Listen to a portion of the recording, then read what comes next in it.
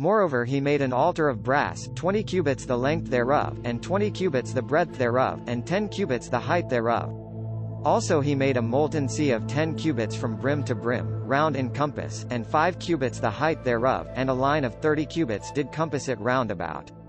And under it the similitude of oxen, which did compass it round about 10 in a cubit, compassing the sea round about. 2 rows of oxen cast, when it was cast. It stood upon 12 oxen, 3 looking toward the north, and 3 looking toward the west, and 3 looking toward the south, and 3 looking toward the east, and the sea above upon them, and all their hinder parts inward. And the thickness of it an handbreadth, and the brim of it like the work of the brim of a cup, with flowers of lilies, it received and held 3,000 baths.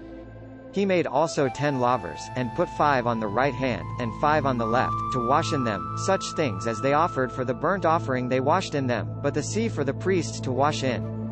And he made 10 candlesticks of gold according to their form, and set in the temple, 5 on the right hand, and 5 on the left. He made also 10 tables, and placed in the temple, 5 on the right side, and 5 on the left. And he made 100 basons of gold. Furthermore he made the court of the priests, and the great court, and doors for the court, and overlaid the doors of them with brass. And he set the sea on the right side of the east end, over against the south. And Huram made the pots, and the shovels, and the basins.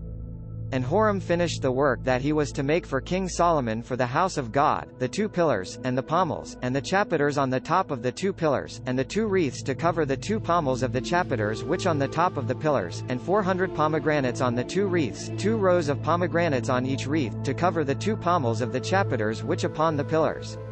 He made also bases, and lavers made he upon the bases, 1 sea, and 12 oxen under it. The pots also, and the shovels, and the fleshhooks, and all their instruments, did Huram his father make to King Solomon for the house of the Lord of bright brass.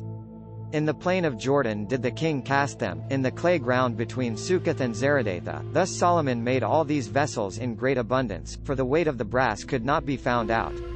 And Solomon made all the vessels that the house of God, the golden altar also, and the tables whereon the shewbread, moreover the candlesticks with their lamps, that they should burn after the manner before the oracle, of pure gold, and the flowers, and the lamps, and the tongs, gold, that perfect gold, and the snuffers, and the basins, and the spoons, and the censers, pure gold, and the entry of the house, the inner doors thereof for the most holy, and the doors of the house of the temple, gold.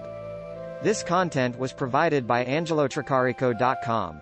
Subscribe to the channel for more stories.